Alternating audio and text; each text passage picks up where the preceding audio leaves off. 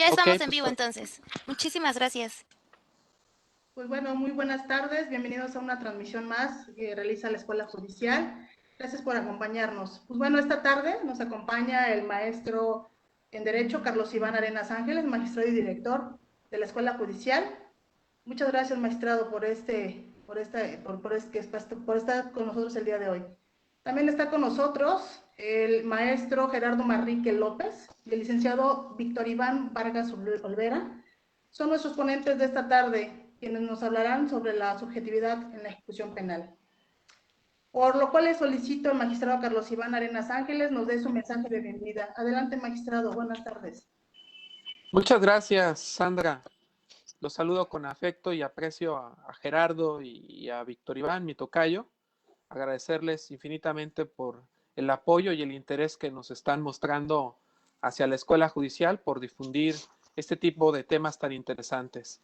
Bien, pues a nombre del Tribunal Superior de Justicia del Estado de Morelos, les damos la más cordial bienvenida a esta conferencia denominada La subjetividad en la ejecución penal, agradeciendo, como ya lo dije, la presencia y su disposición de trabajar con nosotros a los licenciados Gerardo Augusto Manrique y a Víctor Iván Vargas Olvera.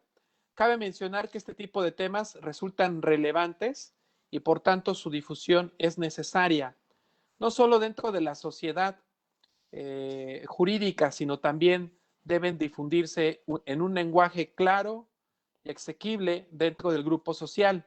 Recordemos que la función del órgano jurisdiccional consiste en juzgar a un semejante. Por lo tanto, debe de realizarse de la manera más noble posible, apartado de estereotipos, estándares o juicios de valor que tiendan a discriminar al justiciable. Como es conocido para todos, en el año 2008 se reformaron los artículos 16, 17, 18, 19, 20, entre otros, del Pacto Federal, siendo el artículo 18 de nuestra Constitución Política Federal donde encuentra el fundamento del sistema penitenciario, el cual tiene como finalidad la reinserción social de las personas privadas de su libertad. Así, debemos señalar que los elementos claves de la reforma al sistema de reinserción es que la vigilancia de la pena y las cuestiones de internamiento deben de ser vigiladas por un órgano jurisdiccional.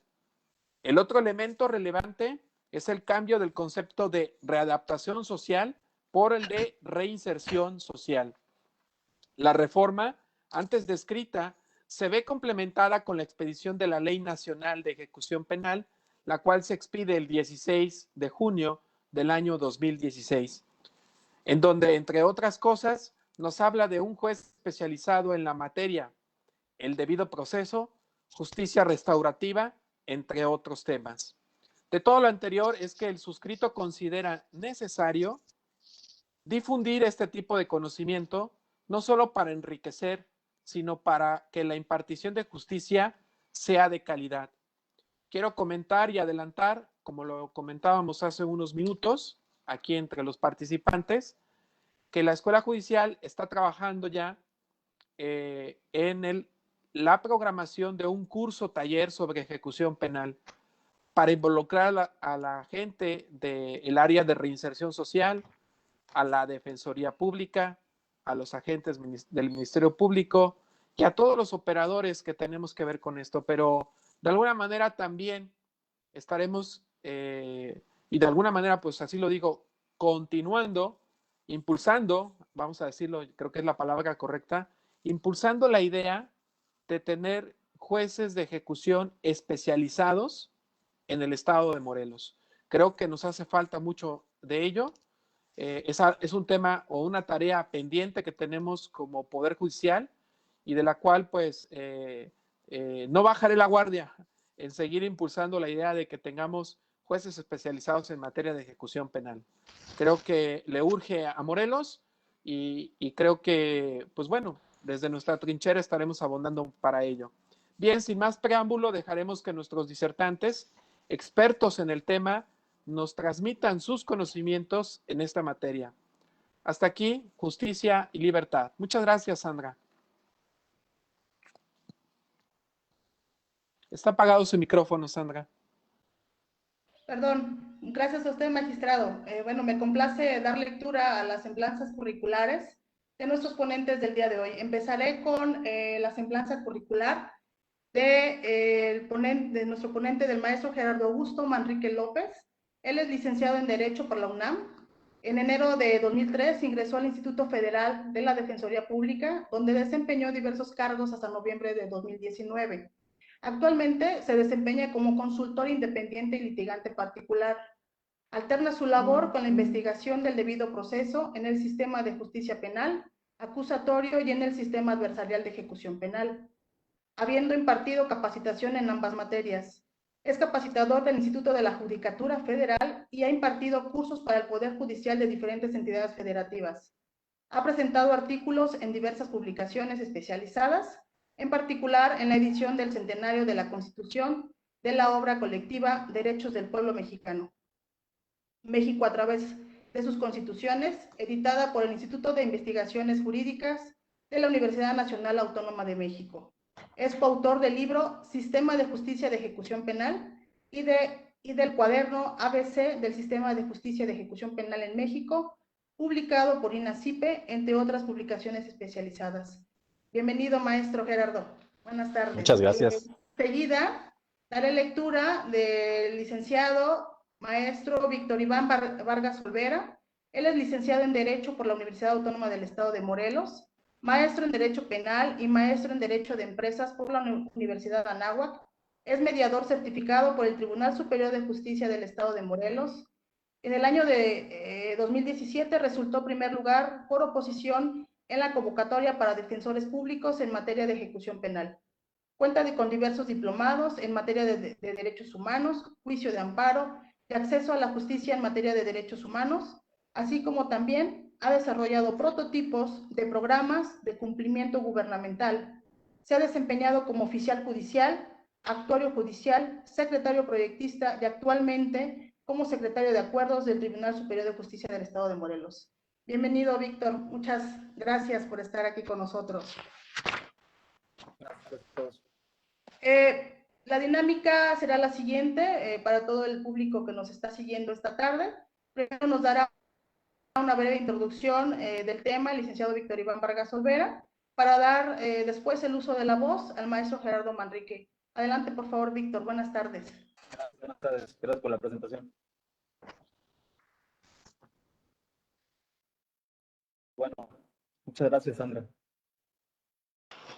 Gracias al magistrado Carlos Iván Arenas también por esta presentación y por permitirnos también estos espacios, ¿no?, de conocimiento en los que, como bien dice, se da la oportunidad de hablar de un tema que que es poco común en las áreas del derecho penal. Por lo regular, casi siempre hablamos o escuchamos sobre conferencias de teoría del delito, de etapa intermedia o cuestiones de interrogatorio, es decir, diversas etapas del procedimiento penal, ¿no? Pero pocas veces escuchamos sobre la ejecución penal y esta materia queda rezagada por una u otra razón. Y creo que, como bien dice el magistrado, es tiempo de que le demos la importancia que se merece, por diversas razones que a continuación vamos a ir detallando. Se preguntaron ustedes, ¿por qué hacer más complicado un tema que ya en sí presenta dificultades en su aplicación? En este entendimiento de la última etapa del procedimiento penal, es decir, estamos apenas desentrañando como operadores jurídicos esta cuestión de poner a estos derechos y prerrogativas de los que nos habla la Constitución Política de los Estados Unidos Mexicanos, la Convención Americana, por ejemplo, en su artículo 5º, las reglas mínimas de las Naciones Unidas para el tratamiento de los reclusos, las famosas reglas Mandela, las reglas de Tokio, reglas de Bangkok, las reglas de Brasilia. Es decir, tenemos un sinfín de instrumentos nacionales e internacionales que nos piden, o más bien nos exigen, un compromiso social, jurisdiccional, legislativo, incluso institucional, diría yo, para con este sector tan vulnerado de la población que son las personas privadas de su libertad, personas que se encuentran en conflicto con la ley penal y que si bien han cometido algún tipo de delito o de razón por la cual se encuentran dentro de un centro penitenciario, pero pues no dejan de ser personas, personas que gozan de derechos humanos. Pues digo, el fin de la pena privativa de libertad es únicamente coartar derechos de libertad, derechos de deambular. Y esta debe ser aplicada como última ratio, ¿no? Partiendo de los principios del derecho penal. Pero todos estos demás derechos humanos subsisten y deben ser garantizados y deben de mantenerse, protegerse, incluso dentro de los centros penitenciarios. Y pues bueno, todo esto a simple vista parece una cuestión muy sencilla de analizar, incluso de aplicar, ¿verdad? Por ejemplo, si en estos momentos nosotros damos lectura al artículo 18 constitucional, vamos a percatarnos que nos dice que todas las personas gozan de los derechos humanos reconocidos en nuestra Constitución y en los tratados internacionales, ¿verdad? Así como estas garantías para su debida protección. Y ese beneficio no puede suspenderse o restringirse, salvo los casos y bajo las condiciones que la propia Constitución establece. Y en esta última parte es en donde cobra sentido la imposición de penas privativas de libertad. Es decir, es una cuestión excepcional la pena privativa de libertad. En el párrafo segundo del mismo artículo primero constitucional, se establecen que las normas sobre derechos humanos pues se deberán interpretar conforme esta conciencia de los tratados internacionales, favoreciendo siempre, en todo momento, la protección más amplia de las personas, ¿no? El famoso principio pro persona, ¿no? Aquí lo podemos encontrar en el artículo primero constitucional. Además de una metodología de interpretación conforme. Todas las autoridades en el ámbito de sus competencias tienen la obligación de promover, respetar, proteger, garantizar los derechos humanos, de conformidad con los principios de universalidad, independencia, indivisibilidad y progresividad. Y como consecuencia de esto, pues el Estado debe prevenir, sancionar, investigar las violaciones a los derechos humanos. Las famosas obligaciones específicas del Estado, ¿no? Es decir, la Constitución impone a todas las autoridades esta obligación de respeto por los derechos humanos, a todas las personas. Pero no solo eso, conforme a ciertos principios. Uno de estos principios, como ya lo mencioné, el principio de universalidad, el cual deviene en el reconocimiento de la dignidad que tienen todos los miembros de la raza humana sin distinción de nacionalidad, o credo, o sexo, o preferencia, o cualquier otra distinción que pueda existir. Es decir, los derechos humanos consideran prerrogativas que le corresponden a todas las personas por simplemente ser persona. Y todo esto a simple vista parece sencillo. Cuando estamos realizando un argumento en donde, pues por nuestra labor jurisdiccional o desde otro ámbito, como pudiera ser el litigio, digamos, no sé, se me ocurre un control de detención o en cualquier otra etapa del procedimiento penal en donde podemos utilizar herramientas interpretativas, cuando hay dos derechos en colisión, pues buscamos la manera de solucionar ese conflicto de normas, ese conflicto entre normas. Pero ¿en dónde se empieza a complicar todo esto? Todo esto se empieza a complicar cuando introducimos en esta fórmula de la que hemos venido hablando una variable distinta. ¿Y cuál es esta variable distinta? Las personas privadas de su libertad. Es entonces que ya no estamos tan de acuerdo con esta universalidad, ¿verdad? De los derechos humanos. Incluso, pues ya no estamos tan de acuerdo tanto con que todas las personas gocen de estos derechos, ¿no es así? Pero, digo, a ver, no hay que espantarnos, no es que seamos malas personas, porque seguramente algunos de ustedes estarán pensando y cuestionándose si estas personas que se encuentran simplemente pues cumpliendo una pena deberían o no tener los mismos derechos que nosotros. Nótese. Entonces nos comenzamos a separar de este grupo, haciéndonos ciertos cuestionamientos. Empezamos a utilizar otro tipo de lenguaje incluso, ¿no? Nos vamos separando de estas personas privadas de su libertad de una u otra manera. De esas personas diferentes a nosotros. Y empezamos a hacer juicios de valor, empezamos a hacer esta discriminación. Pero, pues se preguntaban por qué, o sea, ¿por qué hacemos esto? ¿Por qué los consideramos distintos? ¿Por qué nos consideramos diferentes nosotros mismos a ellos? Pues precisamente de eso versa esa subjetividad en la ejecución penal, de esta cuestión intrínseca en cada ser humano que crea la realidad en la que vive. Y por esa misma razón, puede que todas las realidades sean distintas.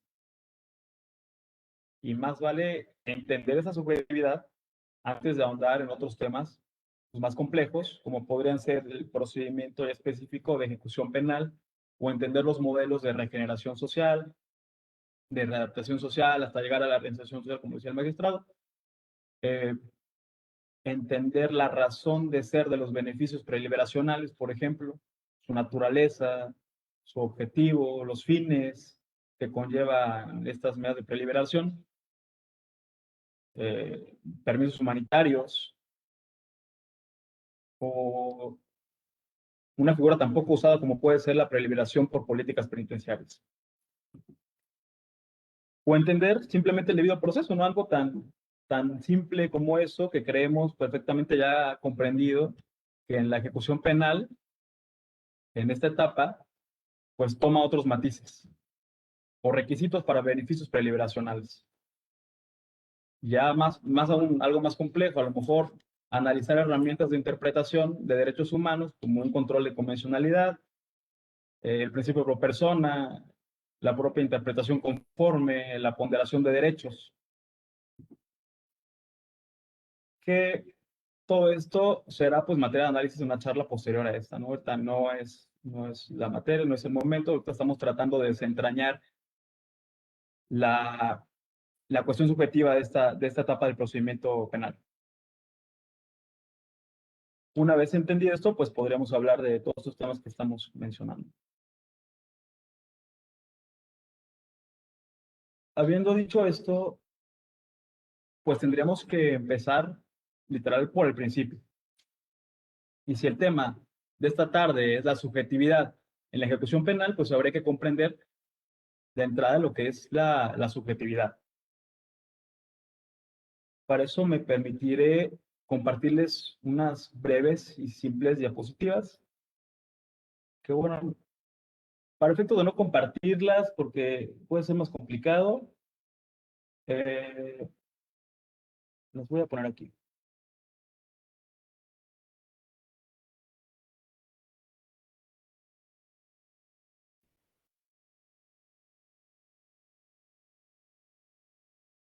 Y entender, primeramente, quería ser un poco más didáctico pedagógico, pero creo que podemos manejarlo así y ya las diapositivas se las haremos llegar.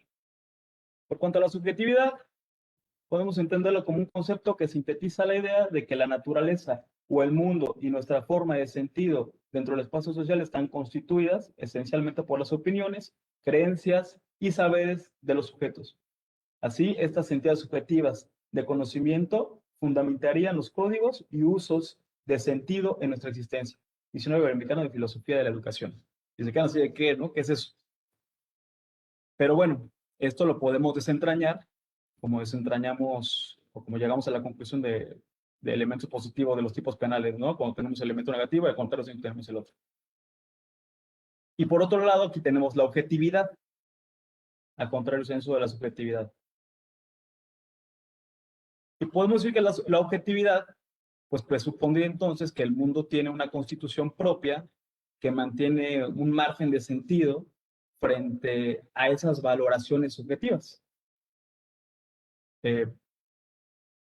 Entonces, si partimos de que los objetos no solo están constituidos per se, sino que además conllevan un hecho de sentido, pues nos vamos a encontrar en una posición de tipo realista, ¿no? ¿Esto qué es? Que el mundo existe en un sentido y los objetos son portadores de ese sentido, ¿sí? Desde un punto de vista filosófico. Y por tanto podemos concluir que esta subjetividad va a ser la forma, la definición que le damos a estos objetos del mundo real.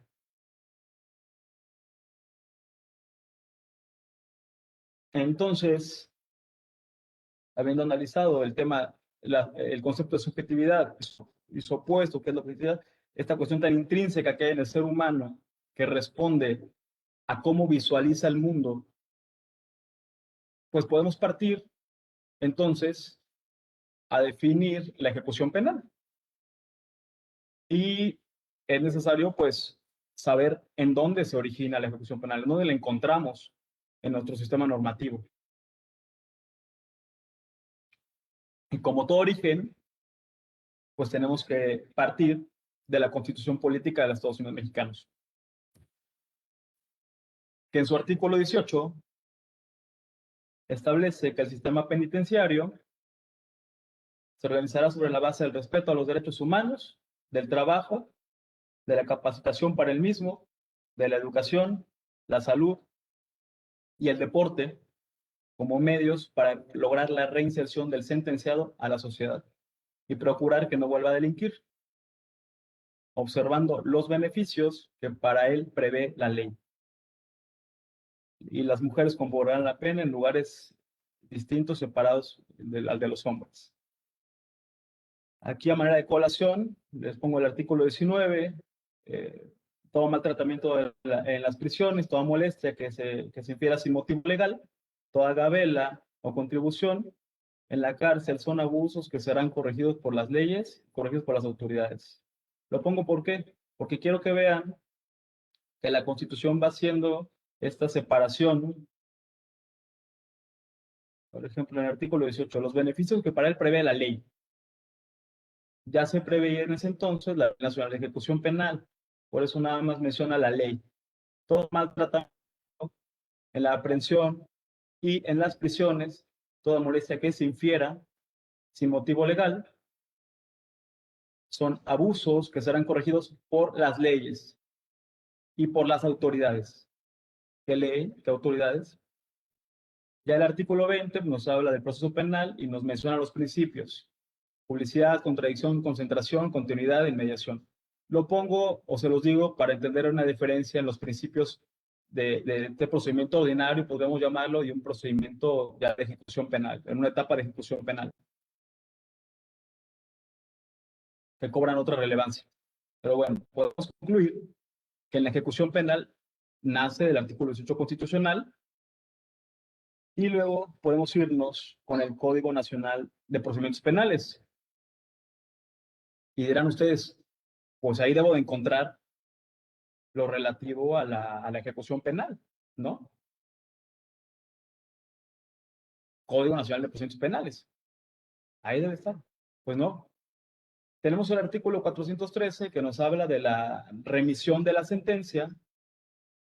Nos dice: el tribunal de enjuiciamiento, dentro de los 3 días siguientes a aquel en que la sentencia condenatoria quede firme, deberá remitir copia autorizada de la misma al juez que le corresponda la ejecución correspondiente y a las autoridades penitenciarias que intervienen en el procedimiento de ejecución para su debido cumplimiento. Dicha disposición también será aplicable en los casos de sentencias condenatorias dictadas en el procedimiento abreviado. Esto es lo único que tenemos en el Código Nacional de Procedimientos Penales. relativo a esta etapa de ejecución penal. Únicamente, pues perfectamente entendible que el tribunal de enjuiciamiento remite de 3 días siguientes, una vez que no hayas interpuesto ningún recurso alguno, evidentemente, que sea una sentencia condenatoria firme, pues las copias autorizadas de este juez, que deberá ser especializado, como bien lo mencionaba el magistrado Arenas, en ejecución penal, claro. Y luego, pues vámonos a la Ley Nacional de Ejecución Penal, algo ya más específico, ya especializado. Y en el artículo primero, el objeto de la ley menciona que es establecer las normas que deben de observarse durante el internamiento por prisión preventiva, en la ejecución de penas y en las medidas de seguridad impuestas como consecuencia de una resolución judicial. Esos son los objetos de la ley. Fracción segunda, establecer los procedimientos para resolver las controversias que surjan con motivo de la ejecución penal. Y tercero, regular los medios para lograr la reinserción social. Lo anterior sobre la base de los principios, garantías y derechos consagrados en la Constitución, tratados internacionales en los que el Estado mexicano sea parte y en esta ley. Pues desde este punto todo va perfecto, ¿no? Porque tenemos una Constitución que nos dice que todas las personas gozarán de los derechos consagrados en la misma y en los tratados internacionales, partiendo evidentemente de esta base de bloque constitucional, que bueno, correctamente llamado el parámetro de regulación constitucional.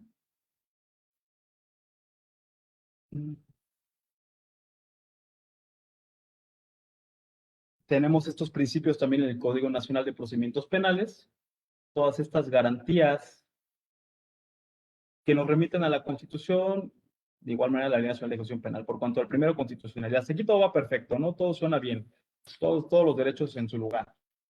Pero pareciera que algo no está encajando en estos engranes del derecho de ejecución penal.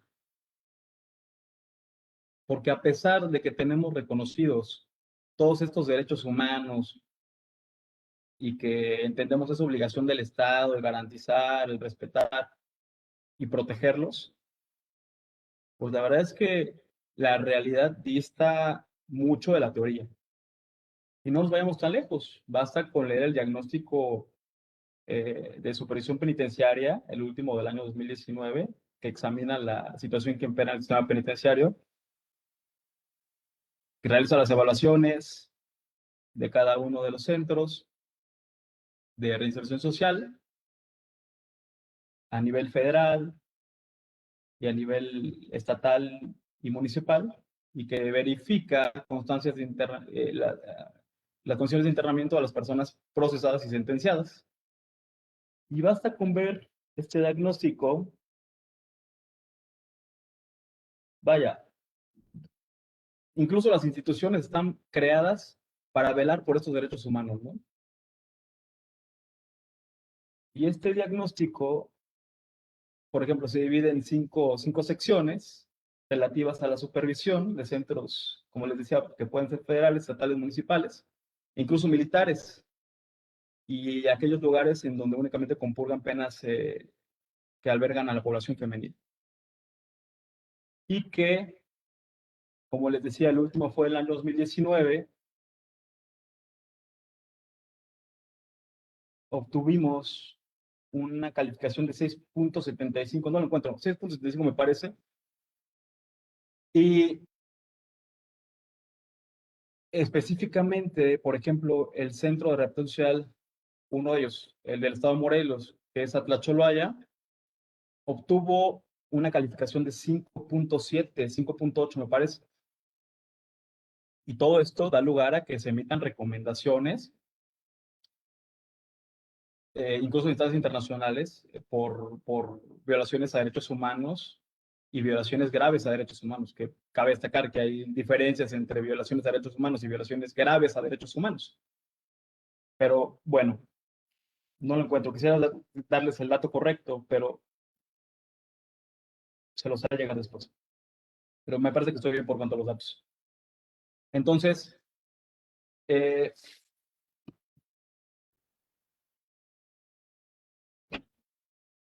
pues algo no está siendo acorde con la realidad, como decíamos. Esta realidad fáctica, lo que estamos sintiendo, lo que estamos viviendo en este momento, con la realidad que tenemos en las leyes.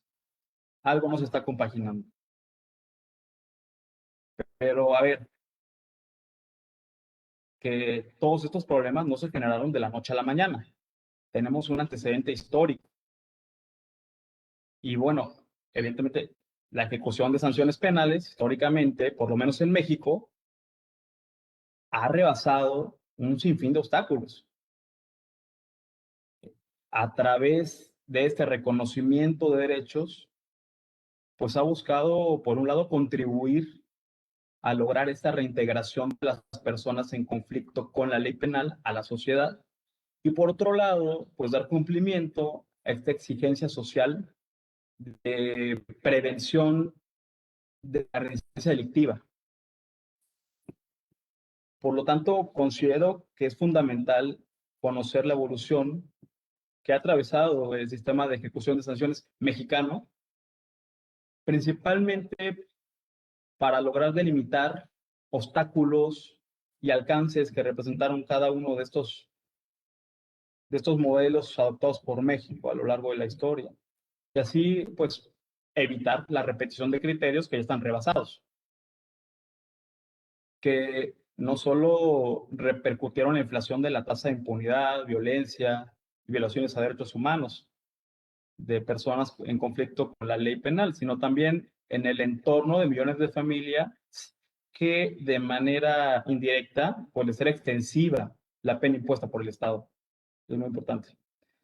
Y es así que podemos comenzar a analizar lo que fue el primer régimen penitenciario, que fue un modelo de regeneración social en donde quienes se hacían acreedores a una pena privativa de libertad eran sujetos desvalidos, carentes de oficio, así como de educación. Y para corregirlos habría que imponerles una pena que les llevara a arrepentirse de sus actos. Este primer modelo estuvo vigente desde el año de 1917 hasta 1965, me parece. Y podemos advertir como el único eje rector que constituye este modelo de regeneración social lo era el trabajo. Y era obligatorio y fundamental para lograr la regeneración de las personas que se encontraban recluidas. Este modelo tenía la noción de que las personas en conflicto con la ley penal acarreaban un riesgo intrínseco y por tanto se justificaba cualquier medida de represión social a manera de política de seguridad. Como conclusión de este modelo, de regeneración social, pues podemos establecer que era tendiente a regenerar a las personas en conflicto con la ley penal. Digo, a fin de cuentas, partía de la premisa de que las personas son educables, son modificables y cuya personalidad se caracteriza por una desviación patológica y era susceptible de una intervención. Después de esto, pasamos a una siguiente etapa, una siguiente corriente, que fue la adaptación social, antes de la reinserción social. Corriente que estuvo vigente en México de 1965 hasta el 2008 y que adoptaba como postura fundamental la disciplina criminológica positiva, cuyos ideales se encontraban principalmente desarrollados por una corriente de prevención positiva, como ya les dije. El auge de la tecnología clínica en ese entonces tenía el ideal de la readaptación, claro, esto bajo la pretensión científica de encontrarse uno en la posibilidad de medir el grado de peligrosidad de las personas. En función de esto, generar un plan de reintegración a la sociedad. Y podemos encontrar que básicamente este modelo tenía como objetivo que las sanciones penales se lograran con la reforma y con la readaptación de los condenados a través de estudios y tratamientos psicológicos. a los cuales estas personas debían someterse obligatoriamente, con la finalidad de una supuesta curación. Pues se consideraba que estas personas que cometían un delito eran sujetos desviados, tenían problemas mentales, tenían problemas psicológicos, y por tanto era necesario pues, realizarles estudios, tratamientos psicológicos para curarlos. En esta época tuvo su auge los famosos estudios de personalidad practicados a las personas privadas de su libertad, que tenían un carácter progresivo y técnico. Además, pues este modelo de readaptación pues lleva implícita una presunción de reincidencia, porque el delincuente es un individuo enfermo, que mientras no se cure, pues tiene una tendencia natural a delinquir. Y así entonces llegamos al modelo de reinserción social, que es el que se encuentra actualmente vigente. Este modelo se introduce a través del artículo 18 constitucional, tras la reforma del año 2008, y significó un tránsito en la idea de que consideraba a las personas en conflicto con la ley penal como sujetos, a consideración que antes de personas privadas de su libertad son personas y por tanto son sujetas de derecho. Con este reconocimiento de la reinserción social como un fin último de la pena, se crea un sistema penal y penitenciario encaminado ya no solo al castigo, sino a garantizar que la persona en conflicto con la ley penal pueda insertarse en la sociedad cuando cumpla con esta pena y vuelva a gozar de la libertad.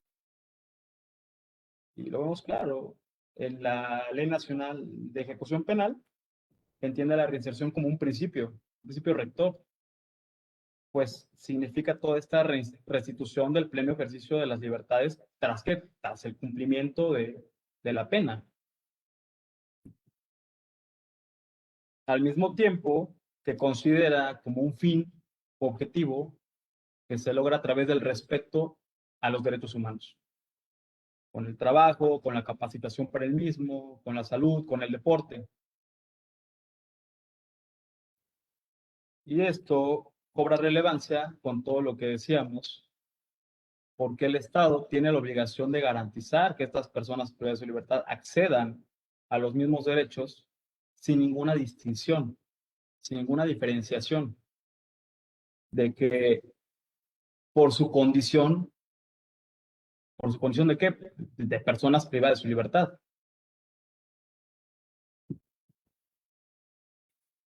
Por consecuencia, podemos entender con estas últimas reformas a la Constitución, tanto como la del 2008 como la del 2011, como se comentaba, en materia de derechos humanos, pues implican, en primer lugar, con la reinserción social, que se deja de lado la criminología clínica y se pone la mira sobre las condiciones sociales, en el entendido de que pues, el delito es un fenómeno multifacético. En segundo lugar, pues deja de ser la autoridad penitenciaria la encargada de revisar, de ejecutar o modificar las penas. Y en tercer lugar, pues incorpora estos ejes de la salud y el deporte como bases de la reinserción social. Y se reafirman cuestiones importantes como que las personas privadas de su libertad son sujetas de derechos y por lo tanto el Estado debe garantizar esos derechos. Me gustaría concluir mi participación diciéndoles que no tendríamos que estar hablando de eso. Es algo que ya tendríamos que haber dado por sentado. Tanto autoridades judiciales, legislativas y el Poder Ejecutivo, las personas que dan su libertad van a salir, estarán de nuevo con nosotros. Y hay que preguntarnos, nosotros, ¿qué estamos haciendo para el momento en el que eso suceda? ¿Qué herramientas le estamos dando nosotros a esas personas? ¿Cuál es la construcción social del concepto de comunidad que estamos creando? ¿Por qué pensarnos diferentes a las personas privadas de su libertad? A estas personas que están en conflicto con la ley penal. Porque al fin y al cabo estas diferencias dan como consecuencia, como resultado, que no podemos avanzar en el derecho de ejecución penal. Y estas diferencias generan discriminación. y acentúan otras cuestiones como el racismo, la misoginia, el machismo, este heterocentrismo, como, fue entendido como una condición natural de lo normal, de lo aceptable, ¿no? El clasismo, la homofobia. Entonces, como les decía al principio, para poder avanzar en esta etapa de la ejecución penal y en su entendimiento, y que es vastísima, pues habría que entender antes todos estos conceptos, ¿no? Que hemos venido hablando y que además podríamos hablar mucho más tiempo, ¿no? Pero por el tiempo que tenemos y porque están programadas algunas otras cosas, pues yo hasta aquí dejo mi participación y les cedo el uso a la voz, pues, al verdadero experto, al maestro Manrique, para que les hable de este tema tan interesante. Muchas gracias. Muchísimas gracias, Víctor, por la introducción al tema de la subjetividad en ejecución penal. Gracias al magistrado Arenas, gracias al equipo de la Escuela Judicial y sobre todo gracias a todos los que están conectados. Vamos a tratar de despejar entonces estas incógnitas que Víctor ha dejado en el aire. ¿Cuál es la filosofía que está nutriendo a la Constitución mexicana en relación con la ejecución penal? ¿Cuál es la filosofía que está nutriendo a la ley de ejecución? ¿Por qué existe este divorcio entre la realidad y la ley? La ley nos dice que se deben respetar los derechos humanos de las personas privadas de la libertad. Sin embargo, la sociedad sigue diciendo que no. La sociedad sigue diciendo que son unos animales, que no saben vivir en sociedad, que se pudran en la cárcel, que se maten entre ellos. ¿Por qué existe la discriminación hacia las personas que alguna vez estuvieron en prisión y que regresan a la sociedad? En realidad nunca salieron. Vamos a tratar de despejar estas incógnitas. Lo primero que tenemos que entender es que ejecución penal es un subsistema de justicia autónomo. Como lo mencionaba Víctor, el Código Nacional de Procedimientos Penales no abarca la etapa de ejecución penal. El Código Nacional nos dice que el procedimiento penal, el procedimiento es más grande que el proceso, abarca etapas de investigación, intermedia y juicio, y dejó fuera lo que antes se conocía en los códigos procesales como la etapa de la ejecución. Y nos dice también el Código Nacional que el proceso penal inicia con la audiencia inicial y culmina con la sentencia firme. Es decir, no encontramos en ningún lado en el Código Nacional al subsistema de justicia de ejecución penal. Esto es porque desde que se publicó el Código Nacional ya estaba proyectada la ley de ejecución. Sin embargo, ejecución penal no se agota en la ley de ejecución. Es mucho más amplio el tema de ejecución penal que la sola ley de ejecución. También tenemos que reiterar, no me canso de decirlo, no es ejecución de penas, no es ejecución de sentencias, es ejecución penal. En México se incluyó a las personas procesadas e incluso se estableció protección para los detenidos provisionales con fines de extradición. No nada más son las personas sentenciadas, también son las personas procesadas o en detención provisional. Por eso es ejecución penal, por eso no es ejecución de penas ni de sentencias.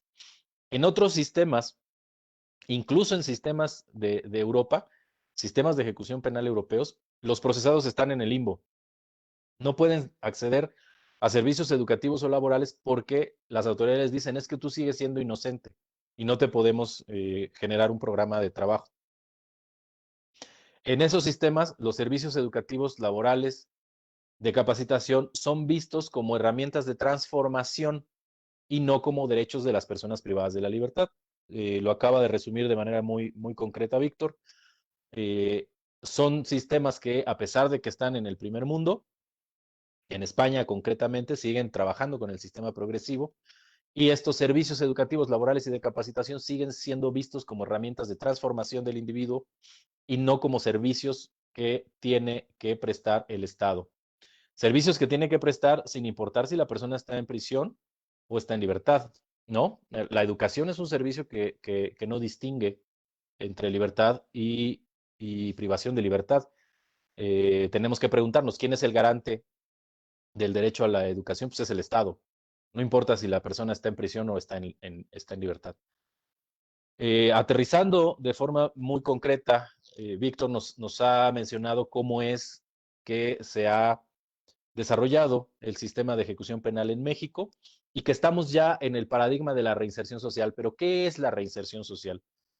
De manera general, podemos decir que en el mundo y en el tiempo, en la historia, hemos tenido dos modelos principales de reinserción social. Estos dos modelos principales de reinserción social tienen que ver con la intensidad de la intervención estatal. Tenemos el sistema de reinserción social para la moralidad y el sistema de reinserción social para la legalidad. Estos son los dos grandes sistemas que han existido en la historia o que existen en el mundo.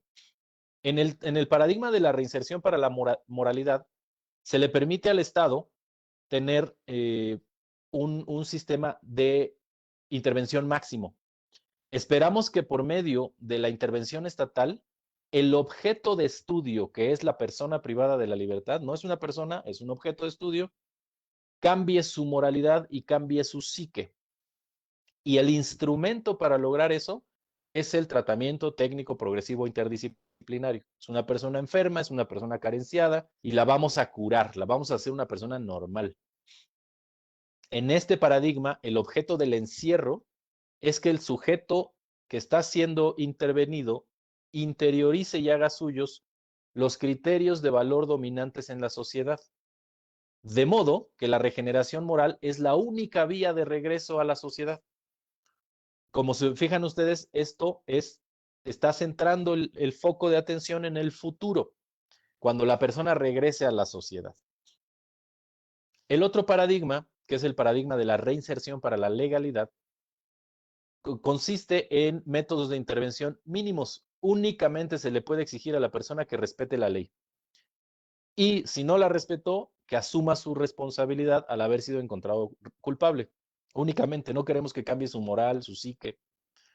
La intervención estatal es mínima y el objetivo del encierro es cumplir con la sanción, nada más. Solamente cumplir con la sanción, respetando la autonomía de la voluntad del individuo.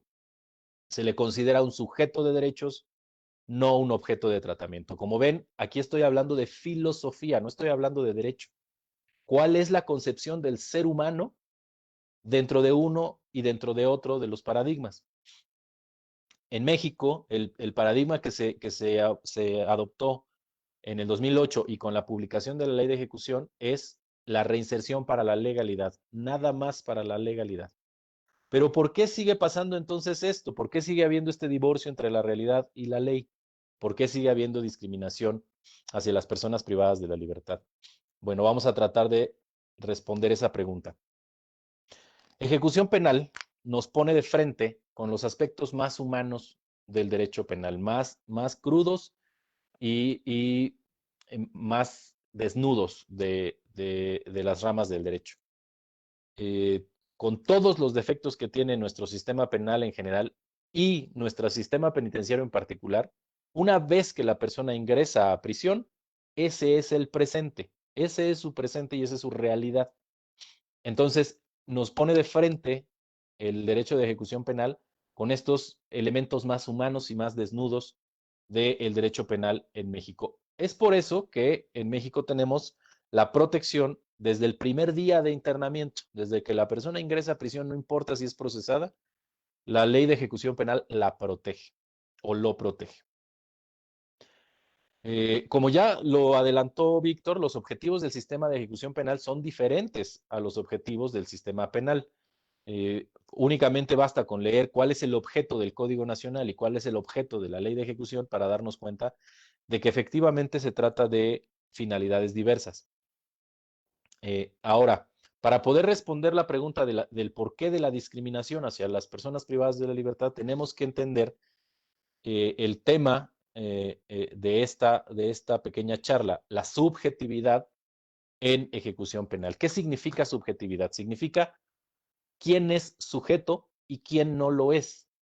Y de nuevo estamos hablando de filosofía, no estamos hablando de derecho, estamos hablando incluso de sociología, no estamos hablando de leyes. Vamos a tratar de hacer una revisión histórica, sociológica y psicológica inclusive para saber por qué se sigue discriminando a las personas privadas de la libertad. El artículo 18 que ya nos leyó Víctor habla de que el respeto a los derechos humanos de las personas privadas de la libertad. Sin embargo, pues sí podemos ver que esto es una declaración de buenas intenciones únicamente. No guarda correlación, como lo acaba de mencionar Víctor. El derecho que se restringe es el derecho a la libertad. Algunos otros derechos también tendrán que ser ajustados a la condición de privación de libertad, pero eso no quiere decir que le estemos arrancando todos sus derechos a la persona.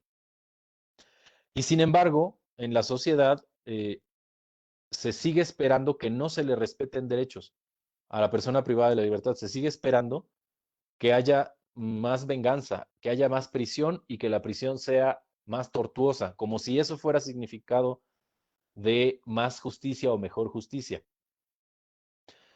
Esto, tenemos que empezar a cambiar esa concepción de la sociedad. Va a ser un trabajo muy difícil, en virtud de que así nos han educado durante décadas. Generaciones incluso de abogados han sido educados en el paradigma de más prisiones, más justicia, una cárcel más tortuosa es mejor justicia. Sin embargo, una vez tenemos que reconocer un hecho objetivo que no habíamos reparado antes. Una vez que la persona ingresa a prisión, inmediatamente se vuelve parte de una población vulnerable. Pero para la sociedad, una vez que la persona ingresa a prisión, inmediatamente es colocada por debajo de la línea del ser humano. Y esto, de nuevo, estoy hablando de un aspecto sociológico, no jurídico. Lo que la sociedad ve cuando una persona ingresa a prisión es un criminal y ya dejó de ser una persona. Es decir, si esta fuera la línea de lo humano, una vez que la persona ingresa a prisión, se le coloca aquí, inmediatamente. ¿Y cómo hace la sociedad para colocar a una persona debajo de la línea de subjetividad? Esto, lo que estamos haciendo es que nos estamos preguntando, ¿quién es sujeto? ¿Quién es persona? ¿Quién no lo es? ¿Quién es sujeto de derecho?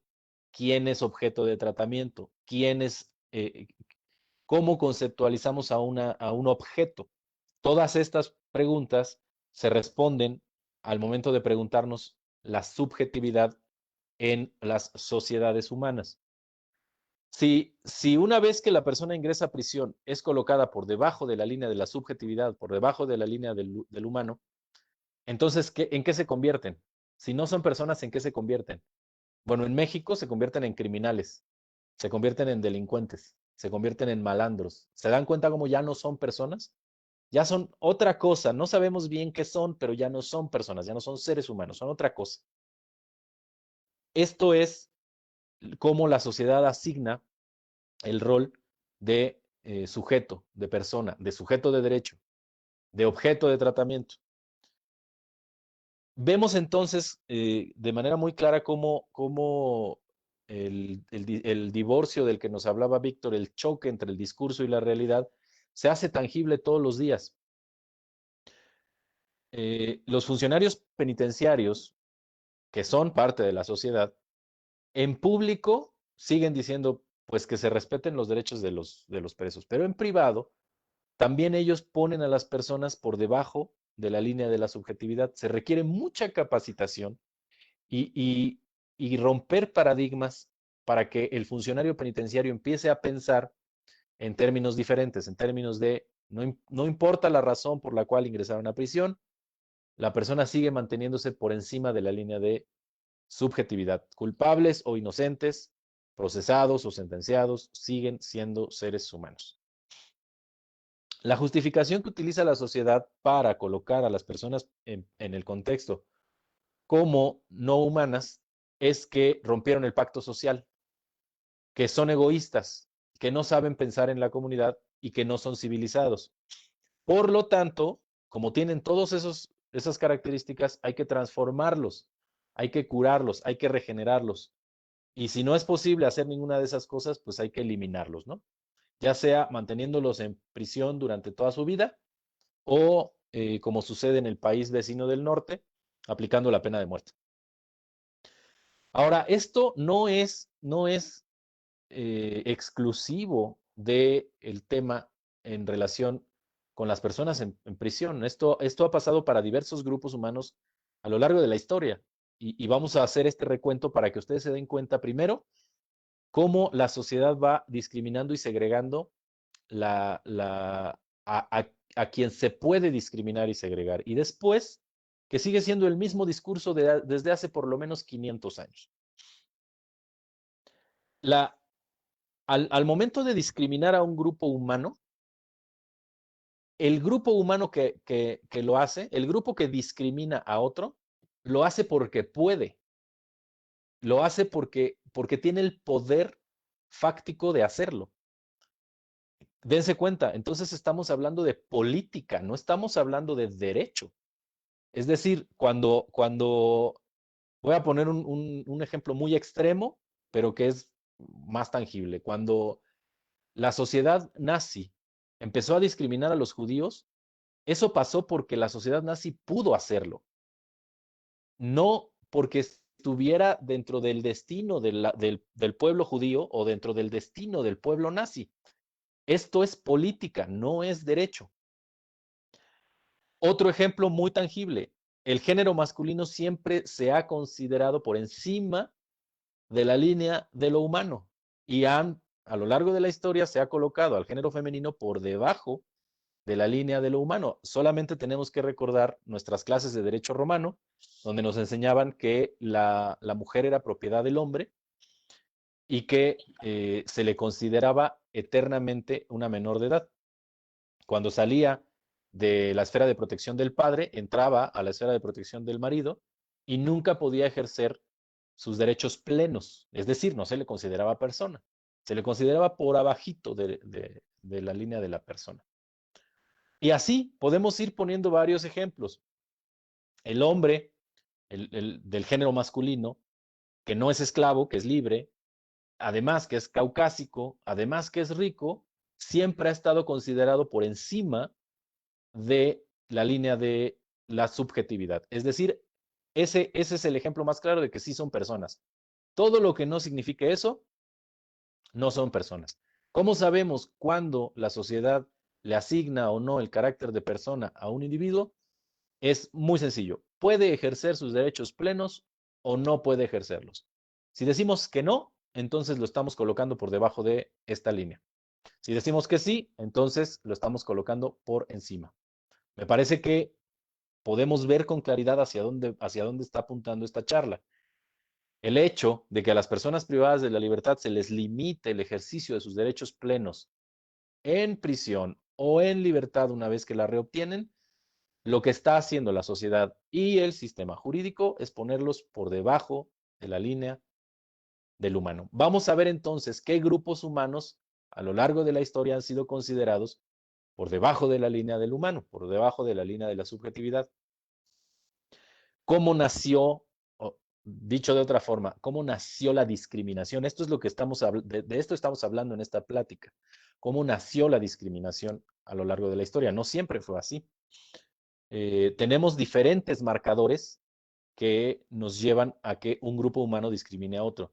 Tenemos un marcador sexual, ya hablamos del género masculino y el género femenino. Tenemos un marcador étnico, ahí es donde se da el racismo. Tenemos un marcador religioso, tenemos un marcador social, tenemos un marcador de preferencia sexual. Las mujeres históricamente han sido discriminadas y ahora vemos cómo están en esta lucha tan fuerte por buscar justamente el ejercicio de sus derechos plenos.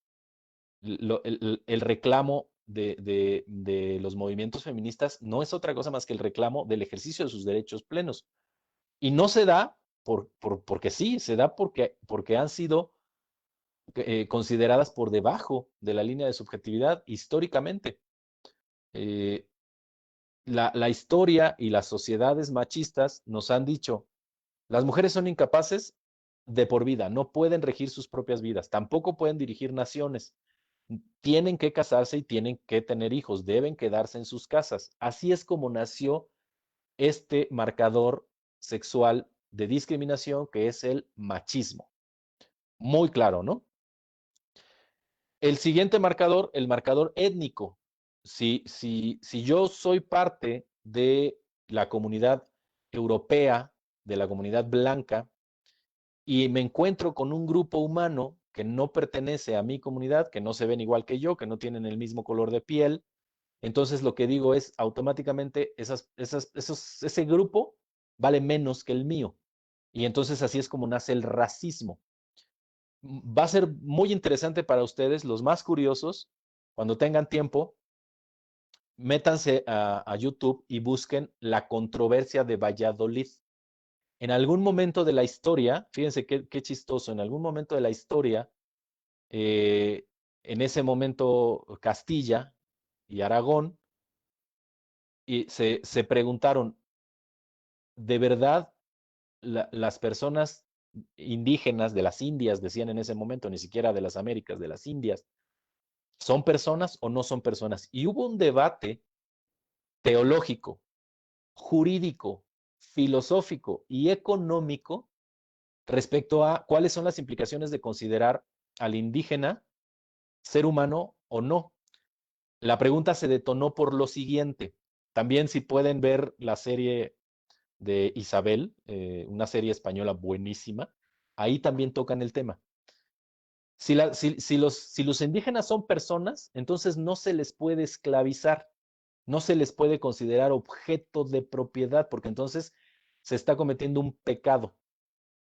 Por el contrario, si no son considerados personas, entonces se les puede esclavizar sin cometer pecado. ¿Cuáles fueron las implicaciones jurídicas de eso? Pues que pueden ser considerados propiedad o no, dependiendo de lo que determinemos. ¿Cuáles fueron las consecuencias teológicas?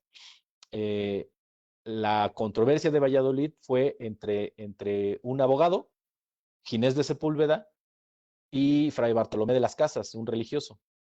El abogado decía, no son personas, son animales, y por lo tanto son susceptibles de formar parte del patrimonio de un europeo, bueno, de un castellano o de un habitante de Aragón. Fray Bartolomé de las Casas decía, no, no, no, son seres humanos, tienen alma. ¿Cuáles son las implicaciones económicas de eso? En esta controversia de Valladolid, porque fue llevada a cabo en la ciudad de Valladolid, se determinó que los indígenas sí son seres humanos, tienen alma, son personas, por lo tanto no son susceptibles de esclavización, pero las personas que venían de África no lo son, no son personas. Y entonces así fue como se tomó la decisión de traer esclavos de raza negra a las Indias para realizar los trabajos que no podían realizar los indígenas porque no eran posible esclavizarlos. Se dan cuenta entonces cómo estas preguntas que se hacían hace 500 años en la controversia de Valladolid, nos las seguimos haciendo hoy en día como sociedad respecto de los presos. Son personas, tienen alma, son animales, saben vivir en sociedad, son civilizados o no. Son las mismas preguntas que nos seguimos haciendo, lo cual quiere decir que como sociedad hemos avanzado muy poco en 500 años. No obstante que nos decimos que somos la raza más evolucionada del planeta, no obstante que nos decimos que somos la generación más evolucionada del planeta y la más racional, pues seguimos discriminando a las personas por una condición jurídica. Estuvieron o están en prisión. ¿Qué pasa con el siguiente marcador de discriminación? El marcador relativo a las preferencias sexuales, es decir, la comunidad LGBT+. Ahí el discurso ya cambió porque ya no estamos hablando de una lucha de hace miles de años o de hace cientos de años, ya estamos hablando de una lucha de hace apenas unas cuantas decenios de años, ¿no? Ya no se les considera que no son personas. Ahora lo que se piensa es, están enfermas, tienen un defecto, hay que curarlas. Esa fue la primera reacción de la sociedad ante la comunidad LGBT+. No es que no sean personas, ya no llegábamos a ese punto. Decíamos, bueno, sí son personas, pero tienen algún defecto. De forma sutil, se sigue negando el ejercicio pleno de los derechos, se sigue negando el carácter de ciudadano completo, el carácter de persona. El siguiente marcador tiene que ver con ingresos económicos o clase social. Bueno, decía Víctor, el heterocentrismo es justamente esto, la discriminación hacia el marcador de preferencia sexual. El considerar que lo normal es la heterosexualidad y que cualquier cosa que signifique una variación a la heterosexualidad es una enfermedad, es una patología que hay que enderezar y que hay que curar. Entonces, digamos que la traducción sociológica de la discriminación por preferencias sexuales es el heterocentrismo. Decíamos, el siguiente marcador tiene que ver con ingresos económicos, con pertenencia a clase social, y ahí es en donde nace el clasismo. Las personas pobres no tienen derecho a exigir un lugar en la sociedad. Solamente las personas de ingresos económicos considerables tienen derecho a exigir un lugar en la sociedad. Por lo tanto, no son ciudadanos plenos, por lo tanto, son menos que personas. Se van dando ustedes cuenta cómo hemos visto en muy poquito tiempo, trato de resumir en muy pocos minutos esto, hemos visto cómo cuando un grupo humano puede discriminar a otro, lo hace por el poder fáctico que tiene, no porque sea una cuestión que se desprenda de una ley o porque se desprenda de una situación de la naturaleza. Lo cual quiere decir que estamos hablando de política, no estamos hablando de derecho. Y todas estas luchas de estos grupos humanos que históricamente han sido discriminados, que justamente quien ha tenido que intervenir ha sido el derecho, para decir, no, a ver, necesitamos poner orden en esto. El clasismo no está bien, el racismo no está bien, el heterocentrismo no está bien. Lo que tenemos que hacer es empezar a equilibrar esas relaciones asimétricas de poder. El machismo no está bien. Y tenemos que lograr una sociedad más igualitaria. Todas son relaciones de poder asimétricas que se han dado a lo largo de la historia y que además son cíclicas, van dando vueltas. De repente, cuando creemos que estamos terminando con el clasismo, de repente surgen grupos supremacistas blancos que nos recuerdan que todavía no hemos podido terminar con el racismo. 500 años después de la invasión europea a este continente que le llamaron América y que pues tampoco se llama América, pero así se le llamó, se le puso. ¿Qué es lo que pasa entonces? Que la diversidad es patologizada. Se toma un pedazo de la realidad como lo normal, un pedazo pequeño de la realidad como la normalidad. Y la diversidad se considera una patología. Esto puesto, digamos, en términos concretos, es el hombre blanco, rico, libre, es la norma. Esa es la regla por encima de la línea de lo humano. Lo que esté fuera de esa norma es una enfermedad, es una patología, hay que curarla. Eso quiere decir que las mujeres, los indígenas, los pobres, no son personas. Son esclavos o son objetos. Vamos a ver cómo, o más bien qué elementos de la realidad han sido considerados de esta forma. A lo largo de la historia, solamente han estado 3 elementos sujetos a poderes absolutos. ¿Cuáles son? Los objetos. Yo en este momento puedo agarrar mi libro. Por cierto, si no lo han comprado, cómprenlo. Si ya lo compraron, léanlo. Puedo agarrar mi libro y lo puedo quemar, lo puedo romper, lo puedo regalar, puedo hacer lo que yo quiera con él porque es un objeto y está sujeto a mi poder absoluto. El segundo elemento de la realidad han sido los animales. Los animales han estado sujetos a poderes absolutos. Recientemente está surgiendo un movimiento de derechos de algunos animales que está tomando mucha fuerza y su correlación sociológica es muy interesante. Así como existe el clasismo, el racismo, el machismo, existe ahora un movimiento que se llama especicismo. ¿Eso qué quiere decir? Que se considera que no es correcto que los seres humanos creamos que somos la especie llamada a dominar el planeta. Tenemos que respetar los derechos de las demás especies. Fíjense qué interesante. Hay ya un eco sociológico del derecho de los animales. Tenemos machismo, racismo, heterocentrismo, clasismo, especicismo. Todos son fenómenos sociológicos.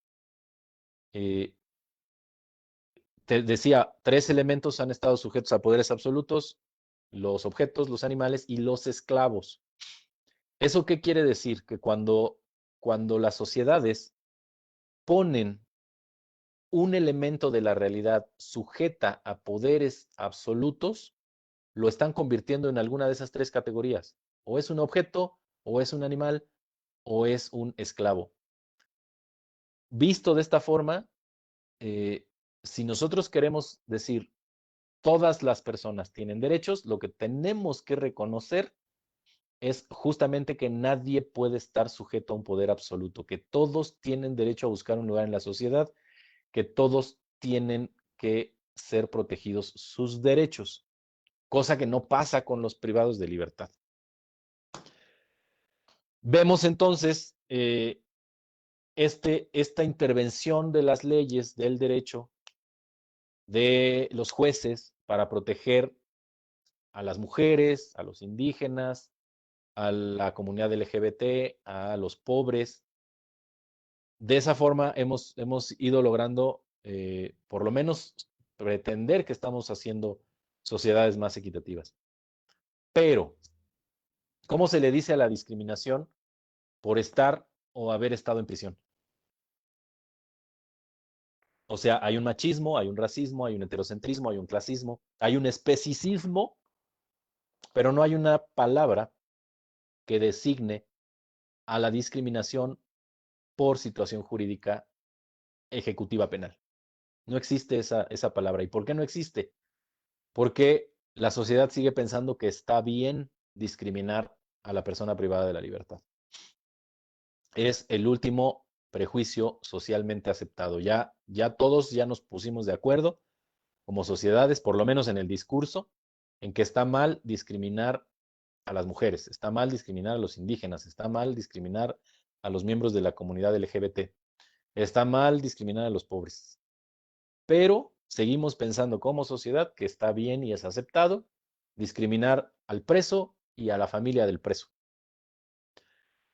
Es normal que se les segregue, es normal que se les discrimine, y entonces ahí es cuando empezamos a escuchar, como yo les decía, el mismo discurso de hace 500 años. Son animales, no son civilizados, no son personas, no saben vivir en sociedad, no tienen alma. Mismo discurso de hace milenios.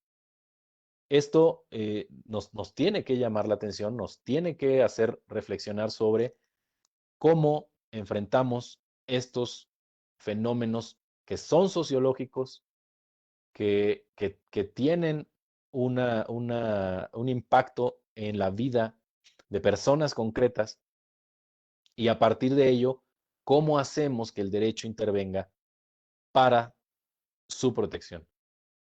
Como la sociedad sigue pensando que el privado de la libertad y la familia del privado de libertad está bien discriminarlos, entonces lo que estamos diciendo es que están sujetos a poderes absolutos.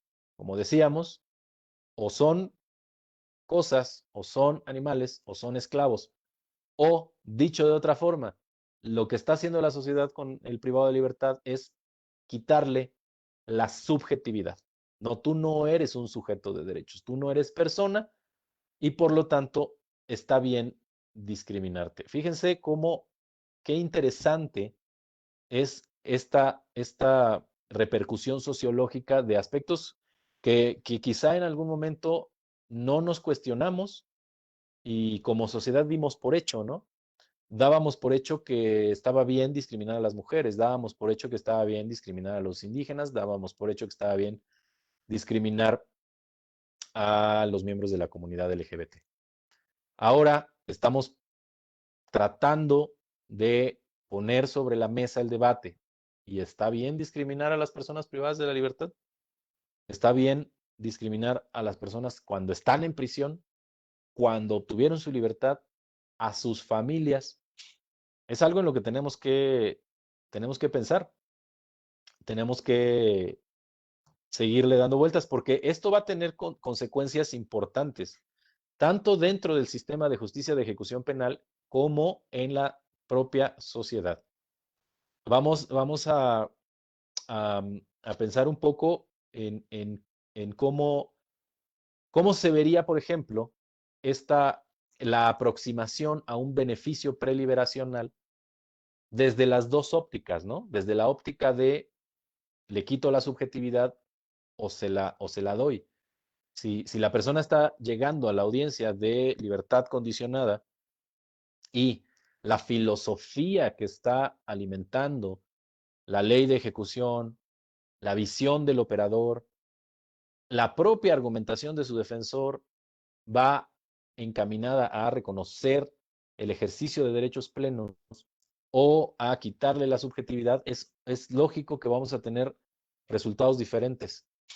Por eso es tan importante que se profundice en la capacitación. La ley de ejecución es una herramienta, es un vehículo, pero ahí no se agota ejecución penal.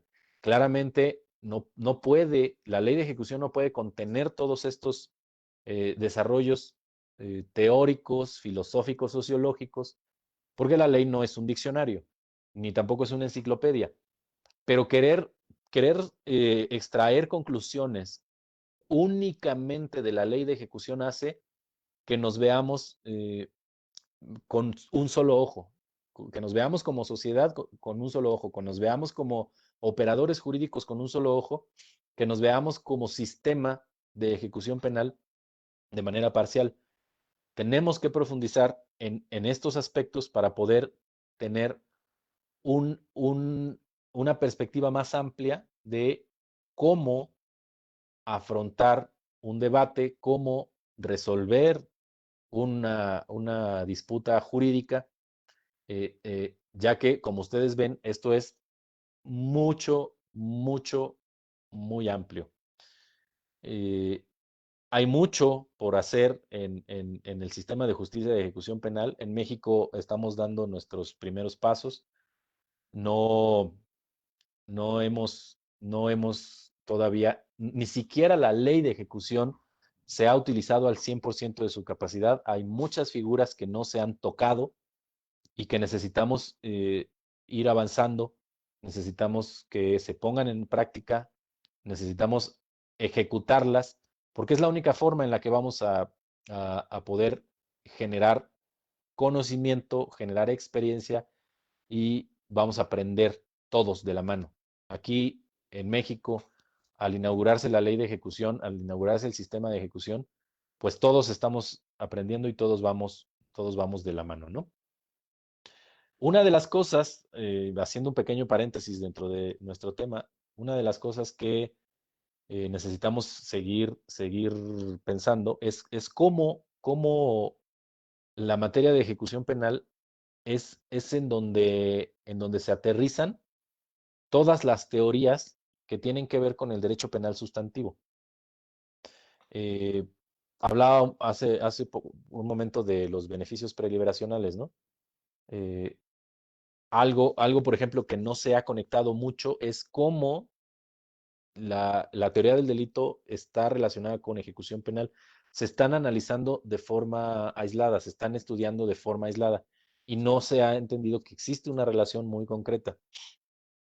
Lo voy a tocar solamente de pasada, no puedo extenderme mucho porque no es parte del tema, pero es algo que es muy importante, sobre todo porque el magistrado Arenas nos comentaba antes del inicio de la conferencia que se está proyectando un taller sobre ejecución penal y me parece que este sería un tema interesante.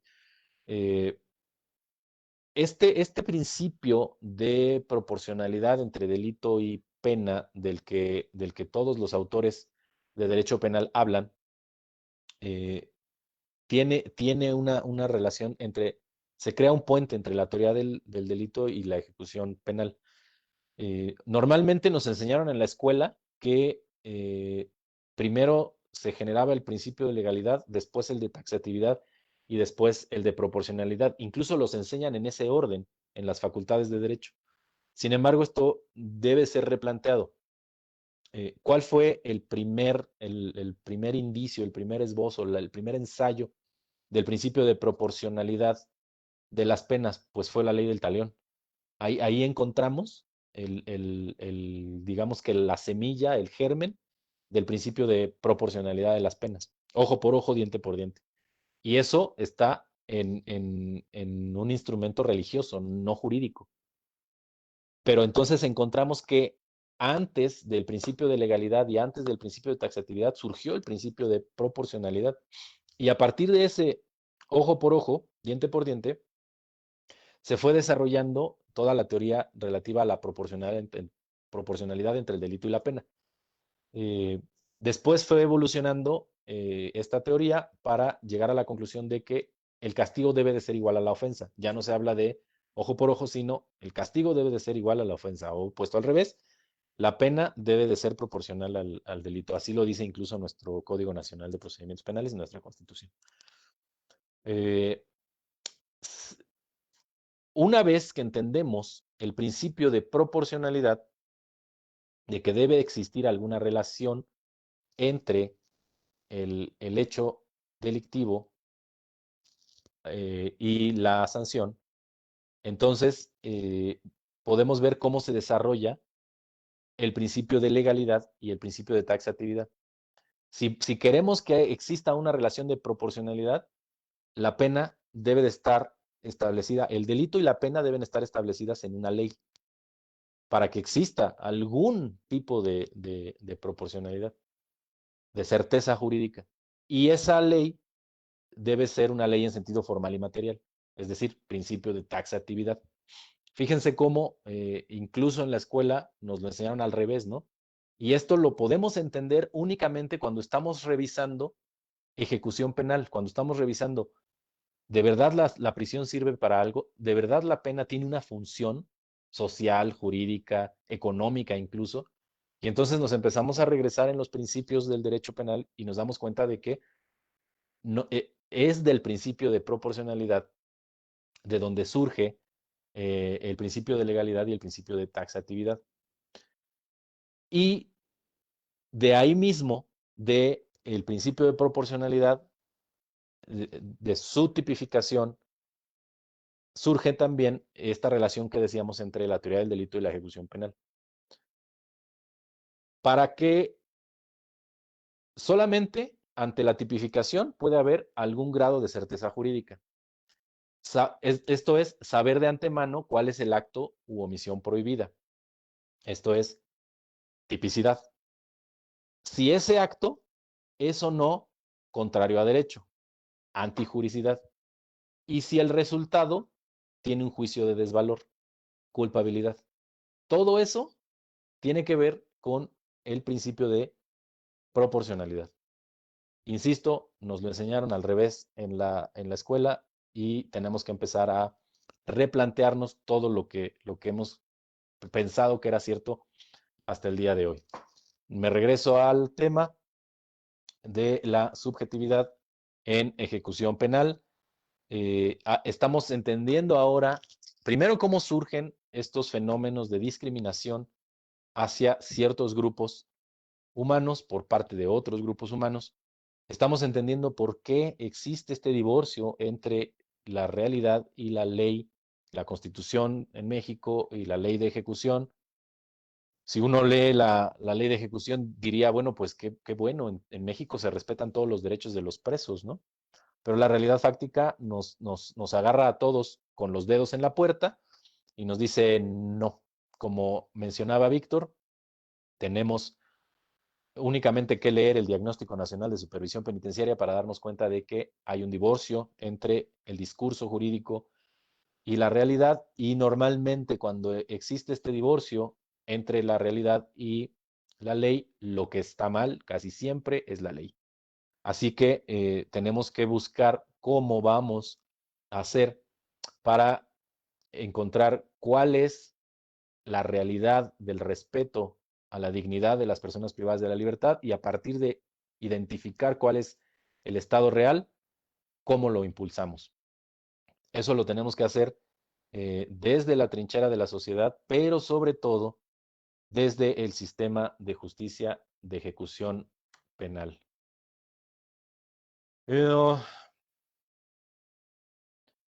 Decíamos entonces que considerar a las personas privadas de la libertad sujetas a poderes absolutos es quitarles el carácter de humanos, es quitarles la subjetividad, y entonces estaríamos incurriendo en un prejuicio filosófico. Es una discriminación, sí, pero es un prejuicio filosófico. Los estaríamos equiparando con objetos, animales o esclavos.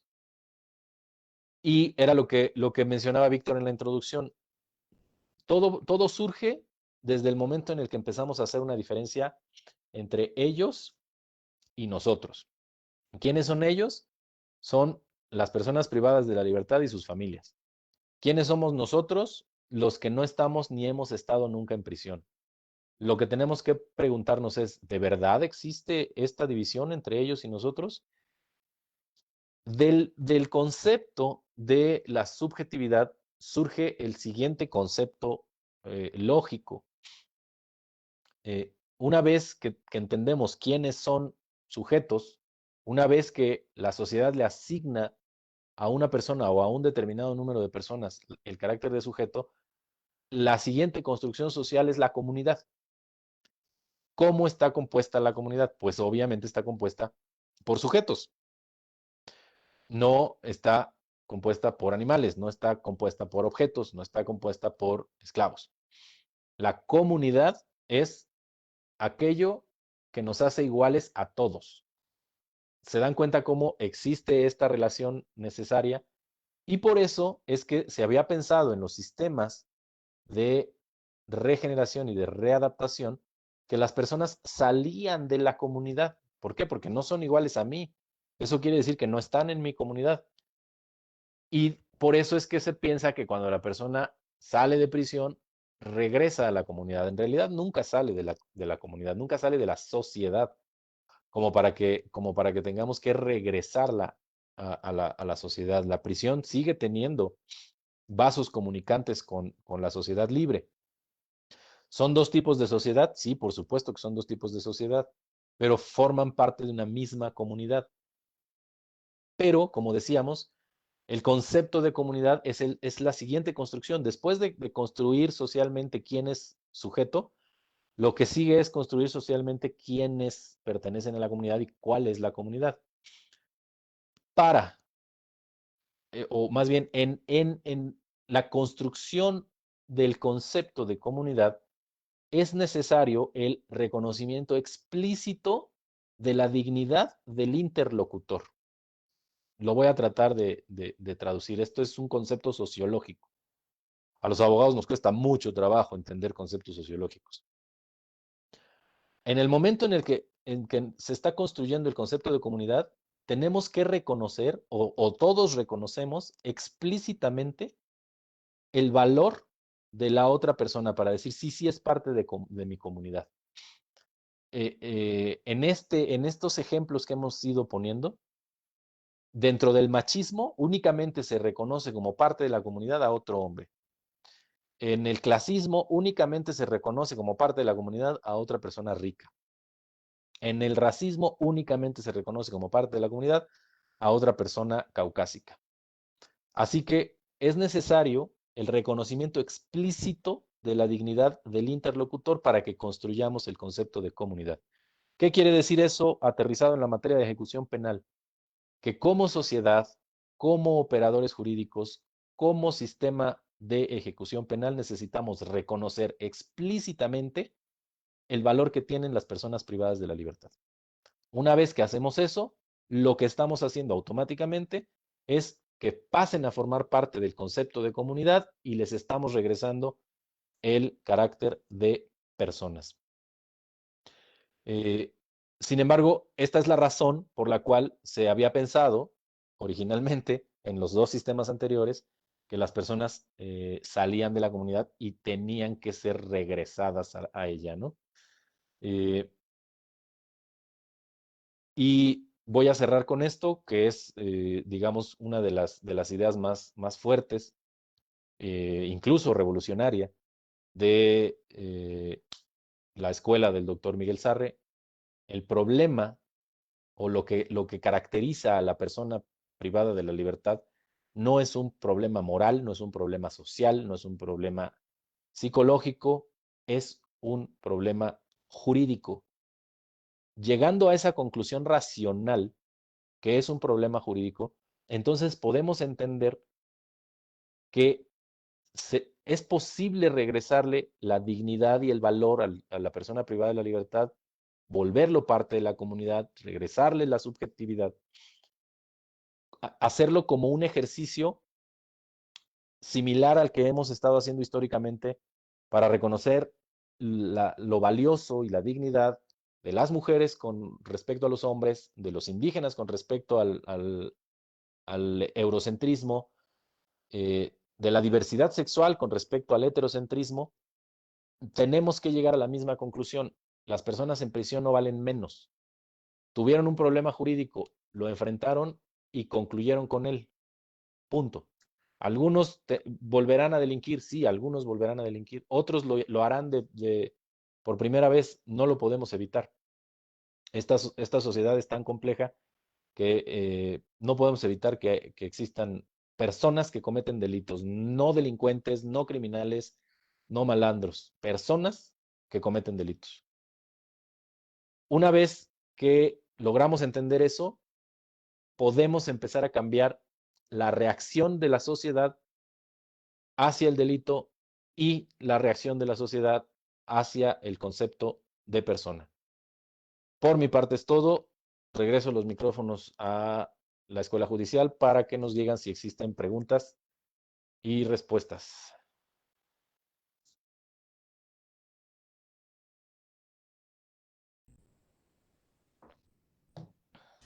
Muchas gracias, maestro Manrique. Estamos ahorita checando a ver si hay algunas preguntas. Permítame un segundo, por favor.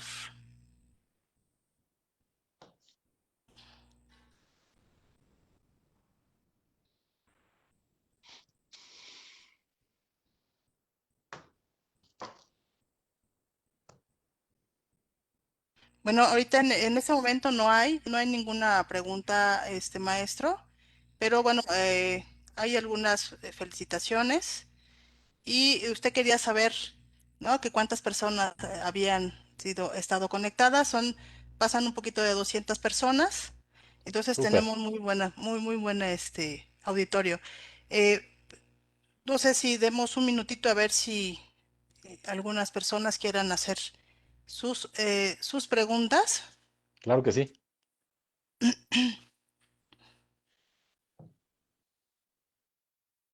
Sí, con gusto. Estamos esperando que nos hagan alguna pregunta, algún comentario, alguna aportación. Esto, como les decía, ejecución penal en México, estamos dando los primeros pasos, todos estamos de la mano tratando de descubrir qué es y para qué sirve el sistema de ejecución penal. Y me parece que entender un poco esto nos da una guía, nos da un norte, ¿no? La materia de ejecución penal creo que nos puede servir para reivindicar los derechos de un sector de la sociedad, un sector muy importante de la sociedad, que son los privados de libertad y sus familias. Me parece a mí que el respeto por el ejercicio de sus derechos es una lucha tan válida como las demás que hemos mencionado en esta charla. Claro, tenemos resistencias de parte de ciertos sectores de la sociedad que como siempre se han resistido al cambio, ¿no? Es más fácil seguir haciendo las cosas como las hemos hecho que cambiar y tratar algo nuevo. Pero me parece que es tan válido el reivindicar la dignidad y los derechos de los privados de libertad como lo fue en su momento para la comunidad LGBT, para los indígenas, para las mujeres, para estos grupos sociales. Finalmente son parte de la comunidad.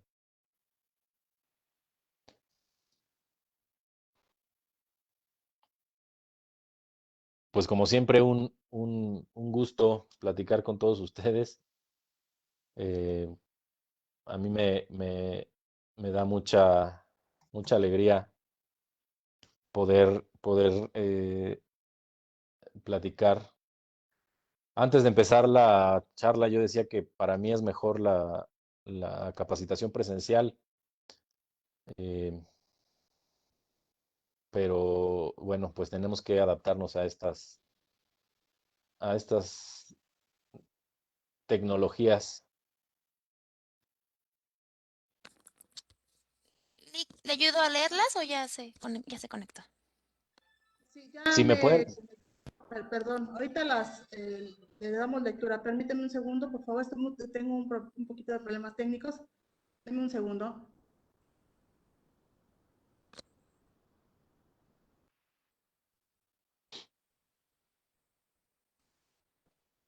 Listo, maestro.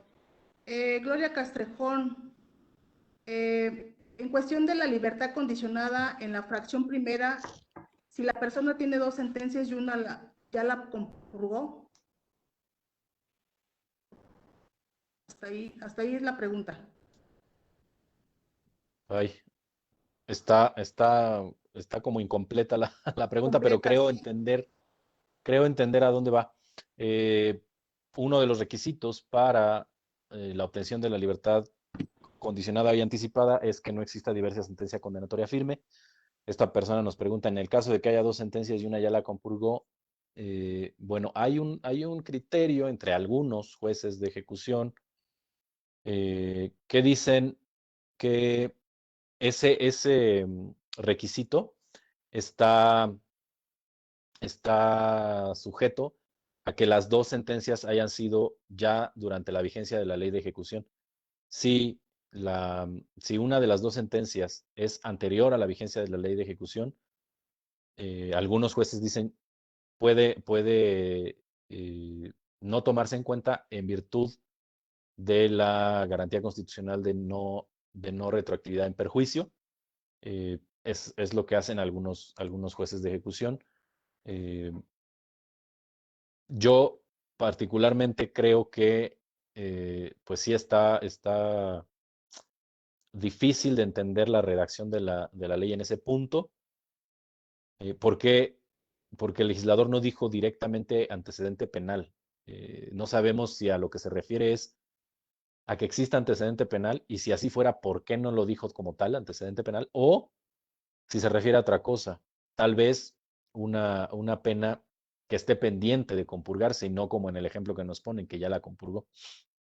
Pero bueno, es una de las cosas a las que me refiero, ¿no? Estamos construyendo criterios, estamos tratando de ver cómo lo abordamos. Y justo en este momento estoy haciendo un análisis, un estudio de la libertad condicionada y para mí ha sido una sorpresa ver que existen algunos países en donde la libertad condicional o condicionada es lo mismo, se concede automáticamente, no importa si tiene antecedentes penales.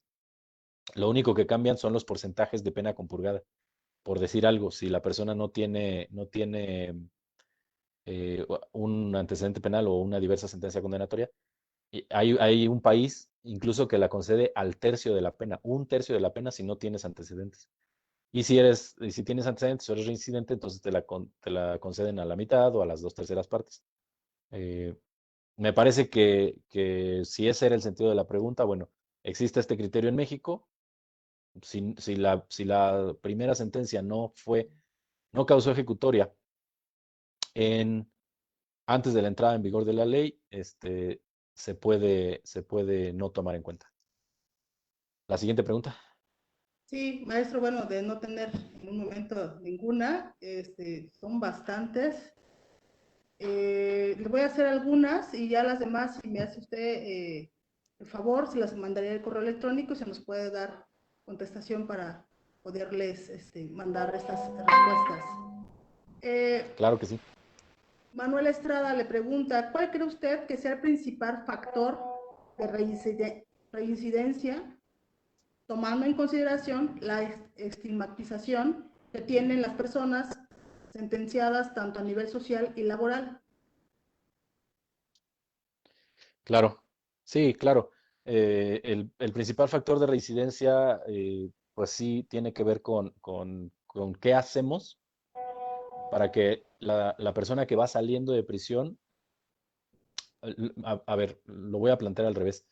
Pretendemos que cuando una persona sale de prisión, regrese a su misma comunidad con las mismas herramientas con la que entró y no se le da una opción de una vida diferente. A ver, no me estoy contradiciendo, no estoy diciendo que hay que obligarlos a estudiar y hay que obligarlos a trabajar. Lo que tenemos que hacer es crear estructuras que permitan a la persona liberada obtener un trabajo, obtener un medio de subsistencia, relacionarse de una forma diferente con su familia, con su comunidad, con su entorno, porque si no hacemos eso, es lógico que la persona va a reincidir. Pues tiene más posibilidades de repetir una conducta que hacer algo diferente porque no ha aprendido otras cosas. Pero eso no quiere decir que el Estado esté obligado, o más bien que el Estado pueda obligar a la persona a estudiar y a trabajar. Lo tiene que hacer de forma que la persona entienda que eso es lo que más le conviene. Ahora, definitivamente esto es algo bien importante. No vamos a poder eliminar el factor de reincidencia. No lo vamos a poder eliminar. En todas las sociedades humanas, de toda la historia, ha existido el delito. Eso quiere decir que es algo, pues digamos, hasta normal entre las personas, ¿no? Los seres humanos no hemos aprendido a vivir sin cometer delitos, sin cometer actos que son contrarios a las normas. No lo vamos a poder evitar, ni eliminar por completo.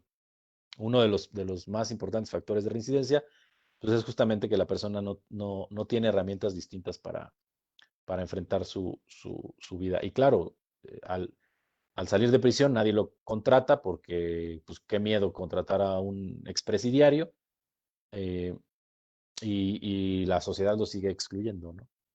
Claro, por supuesto. La Gracias, siguiente. maestro. Sí, la siguiente es de Ingrid Amaro. ¿Cree que en México sea posible en un futuro la readaptación social? La reinserción social, de nuevo, estamos hablando de que no es un concepto moral, no es un concepto ético, psicológico. La reinserción social es el restablecimiento de las libertades tras el cumplimiento de una medida o una pena, nada más. No pretendemos que la persona cambie, no deberíamos pretender que la persona cambie, mejore, se transforme. Simplemente, como decía, el paradigma en México, el paradigma de la reinserción es reinserción para la legalidad nada más, no para la moralidad. Entonces, si la pregunta va dirigida a que es posible que la persona se transforme, yo creo que no. La cárcel no transforma a nadie. O en su caso los transforma para mal, no los transforma para bien. Si la pregunta va dirigida a, ¿es posible que las personas recuperen el ejercicio pleno de sus derechos tras salir de prisión? Me parece que sí. Una de las formas de hacer esto es trabajando en capacitación, diciendo, eh, reconociendo explícitamente el valor que tienen estas personas, fomentando que estas personas consigan un buen empleo, que puedan seguir estudiando en libertad, que puedan seguirse preparando y que puedan relacionarse de forma diferente consigo mismos, con su comunidad, con la sociedad, con su familia. La siguiente, por favor. César Omar Cruz Barrera pregunta, ¿considera que la Ley Nacional de Ejecución Penal queda a deber en relación con la protección de los derechos de las personas privadas de la libertad, especialmente por lo que hace a las personas sentenciadas por secuestro y extorsión? Qué buena pregunta. Yo creo que no, yo creo que la ley no queda de ver. La ley, como toda ley, es perfectible, por supuesto que sí, pero tal vez algunos de ustedes se sorprendan al saber que la ley mexicana es la más avanzada del continente. Yo creo que la ley como tal no queda de ver. La ley no puede contener la infinita mutabilidad fáctica. Lo que tal vez quede a deber es el sistema. El sistema de justicia de ejecución penal, ese tal vez sí quede a deber. Por ponerles un ejemplo, y toda vez que la pregunta va dirigida a dos tipos penales en específico, secuestro y extorsión. En el Estatuto de Roma, donde se establece cuáles son los delitos contra la humanidad, los delitos más graves contra la humanidad, las penas, se pueden imponer penas perpetuas, se pueden imponer pena de prisión vitalicia, pero aún una pena de prisión vitalicia puede ser revisada a los 25 años. O sea, ¿eso qué quiere decir? 25 años después de que causó ejecutoria la sentencia, bueno, más bien 25 años después de que fue impuesta, se revisa para saber si es susceptible de seguirse ejecutando o ya no. En México no pasa para los delitos de secuestro y extorsión. Y fíjense de qué tipo de bienes jurídicos estamos hablando. No estoy diciendo que el secuestro no sea un mal y que el Estado no tenga que perseguirlo y trate de erradicarlo. Pero estamos hablando de que en el Estatuto de Roma, por ejemplo, está tipificado el genocidio, la eliminación sistemática de un grupo poblacional. Y aún así, el Estatuto de Roma dice 25 años después revisamos la pena de prisión. En México, por el secuestro de una persona, eh, se puede imponer una pena de 80, 90 años sin posibilidad de revisión, sin posibilidad de libertad condicionada. Entonces, yo creo que la ley como tal no queda de ver, lo que puede quedar a deber es el sistema. Y ambos son perfectibles. La que sigue. Sí, gracias, maestro. Dana Eslava le pregunta, ¿cómo se planea la reintegración al mundo laboral? Ya que al contar con antecedentes son varias las empresas que prefieren descartarlos de inmediato. Claro, sí, por supuesto. Y justo es de lo que estamos hablando, ¿no? Eh, una vez que que el empresario, que la fuente de empleo dice, yo ya sé que tú estuviste en prisión, ¡pum! Te pongo por debajo de la línea de lo humano. Tú no tienes derecho a exigir, tú no tienes derecho a buscar tu lugar en el mundo y en la sociedad. ¿Cómo se planea? Pues se planea mal, se ha planeado mal. Tenemos que buscar herramientas, tenemos que buscar mecanismos para incluir a estas personas a la fuerza productiva. De lo contrario, como en conjunto, como sociedad, vamos a sufrir. La persona va a sufrir, su familia va a sufrir, su comunidad va a sufrir y como sociedad vamos a sufrir. Y más en este momento que estamos viendo todos los problemas que se han generado a partir de la desaceleración económica por la pandemia. Si no ponemos todos un granito de arena, no vamos a salir de esta recesión económica tan fuerte en la que estamos metidos. Qué buena pregunta, muchas gracias. La que sigue. Gracias. Abraham hace la pregunta, ¿cuáles considera las mejores alternativas que ofrece la Ley Nacional de Ejecución Penal? Ah, caray, pero alternativas para qué? Me queda la duda. A ver, aquí, No pod- ¿cuáles son las alternativas que toma en el centro de reinserción para reincorporarlo a la sociedad a la persona que cometa el delito? Creo que es la continuidad de la pregunta. La verdad es que no la entiendo. Vamos a pasar a la siguiente. A la siguiente. Dice, sería entonces una resocialización que implica cuando salga en libertad tenga otra mentalidad con otra forma de vida y lo más importante que tenga oportunidades para reintegrarse y así pueda servir a la sociedad. Ese es un comentario que hace Jessie. Hay otra pregunta, a ver, de Alvarado. Si el procesado le dieron una pena de 4 años, 6 meses y salió bajo fianza, firmando y no cumplió y volvió a ingresar, ¿puede alcanzar nuevamente un beneficio con reducción de pena parcial? Ah, caray.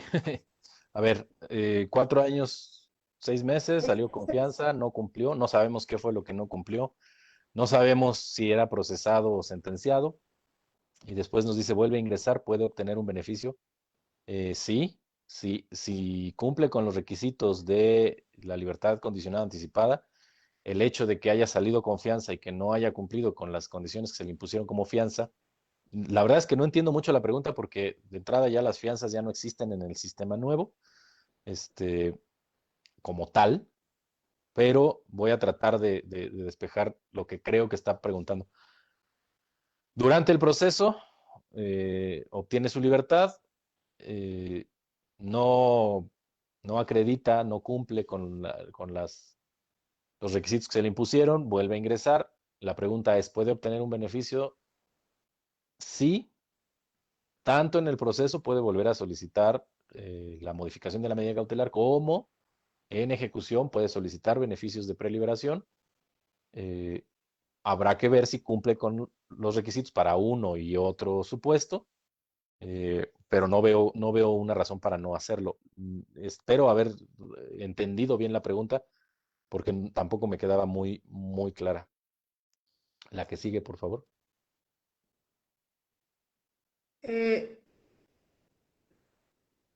Dice, si bien se pretende que no se discriminen a los que están cumpliendo una sentencia, ¿cómo debería de observarlo la víctima?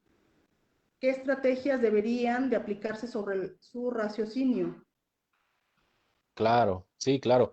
Este tema sigue latente y la verdad es que no lo hemos abordado.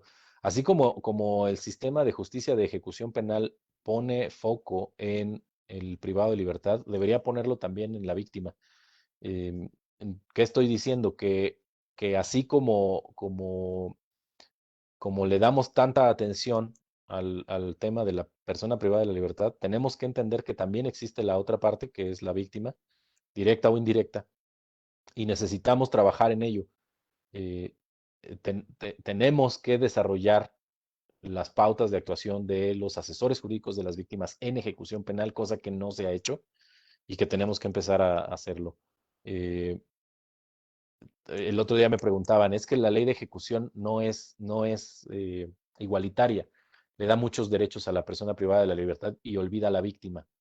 Me preguntaban, ¿qué apoyos económicos tiene la víctima? ¿Qué apoyos psicológicos? Y yo respondía, bueno, si ya es víctima como tal, no necesita apoyos, necesita reparación del daño.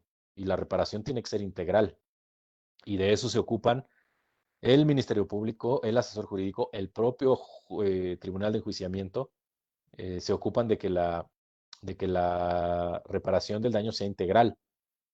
No necesita apoyos, pero sí necesitamos voltear a ver a las víctimas y empezar a generar un proceso de pacificación entre personas privadas de la libertad y víctimas. Para eso existen los procesos restaurativos. No tengo tiempo ahorita de abordar ese tema, pero necesitamos voltear a ver mucho más los procesos restaurativos. Es uno de los ejemplos de la ley de ejecución de figuras que no se han tocado y que tenemos que estar poniéndole más empeño. La que sigue, por favor.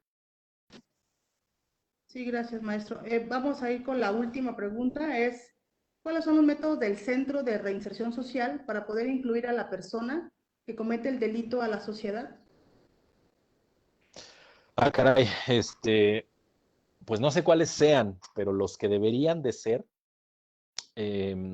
es empezar a abrir más las prisiones. O sea, tenemos que dejar de hacer lo que hemos estado haciendo hasta este momento. Tenemos que crear vasos comunicantes entre la prisión y la sociedad libre, muchos más.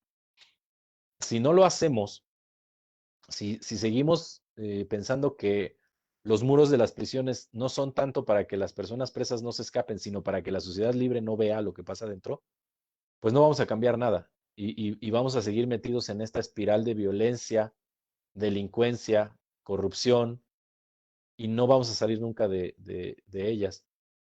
Necesitamos que se cumplan con los objetivos de la ley de ejecución, de modo que cada persona privada de la libertad que quiera trabajar pueda hacerlo, que cada persona que quiera realizar trabajo por cuenta propia pueda hacerlo, que cada persona que quiera estudiar y superarse pueda hacerlo. Si logramos ver, nuevamente, si logramos reconocer explícitamente la dignidad y el valor de las personas en prisión, va a ser más fácil. Decir, hay que llevar educación, hay que llevar salud, hay que llevar trabajo, hay que llevar capacitación al interior de las prisiones, para que cuando la persona salga de la prisión, no se enfrente a que se le venga el mundo encima. Y lo más sencillo va a ser que si ya había cometido una conducta delictiva, vuelva a cometer otra. Y si no lo hizo, porque también tenemos que reconocer que hay muchos inocentes materiales en prisión, lo que ahora se le llama fabricación de culpables. Si no lo hizo, si entró a prisión por una fabricación de un delito, es muy probable que cuando salga sí cometa un delito. Por las condiciones que tuvo que pasar, por las condiciones que tuvo que vivir. Le agradezco mucho de nuevo a la Escuela Judicial, a todo el equipo. Sin ustedes, la verdad es que esto no se podría haber llevado a cabo. Les agradezco mucho sus atenciones. Agradezco al magistrado Arenas y sobre todo agradezco a toda la gente que se tomó 2 horas para venirse a aburrir un rato aquí conmigo. Siempre les digo, si les gustó mi trabajo, recomiéndenme con sus amigos. Si no les gustó mi trabajo, recomiéndenme con sus enemigos para que también se vengan a aburrir aquí conmigo. Muchísimas gracias, Sandra. No, gracias a usted, maestro, de verdad, fue excelente tema. Agradezco mucho en nombre del magistrado presidente Rubén Jasso Díaz, de nuestro director de la Escuela Judicial, magistrado Carlos Iván Arenas Ángeles, que por el momento ahorita tuvo un compromiso también de índole laboral. Le damos las gracias también, bueno, a usted, ¿no? A Víctor Vargas, por medio de él también tuvimos su contacto.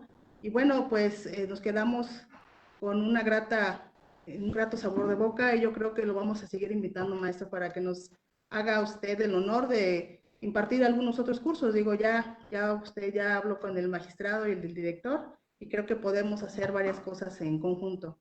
Y bien lo dice usted en alguna plática que tuvimos antes de iniciar la conferencia, si esto le llegó a una sola persona, ya estamos de gane. Entonces, le agradecemos mucho, maestro, de verdad que haya aceptado nuestra invitación. Y estamos, pues ahora sí que comprometiéndolo ya para las siguientes, algunos otros temas que usted pueda hacernos el favor de dar para la Escuela Judicial. Y bueno, pues no quiero darle más vueltas al asunto, y quiero entregarle un reconocimiento en nombre del Tribunal Superior de Justicia, de manera virtual. Se lo haremos llegar a su correo electrónico también. Y bueno, este reconocimiento es en nombre del Tribunal Superior de Justicia, de la Escuela Judicial, al licenciado Gerardo Augusto Manrique, por su destacada participación en esta magna conferencia. Lo firma y lo signa el magistrado presidente Rubén Jasso Díaz, y el magistrado y director de la Escuela Judicial, el magistrado Carlos Iván Arenas Ángeles. Maestro, un placer escucharlo. Y bueno, este es un reconocimiento que más que merecido, maestro. Muchísimas gracias. No, gracias a ustedes. El placer es todo mío y por supuesto que cada vez que me inviten yo voy a estar ahí aburriendo a toda la gente que lo sigue. No, al contrario, va a ser un gusto tenerlo nuevamente con nosotros, maestro. Les deseamos a todos los que nos estuvieron siguiendo a través de las redes sociales una buena tarde. Les agradecemos mucho como Escuela Judicial y los estamos esperando en nuestra siguiente conferencia. Muchísimas gracias. Buenas noches. Hasta luego, Gracias. maestro.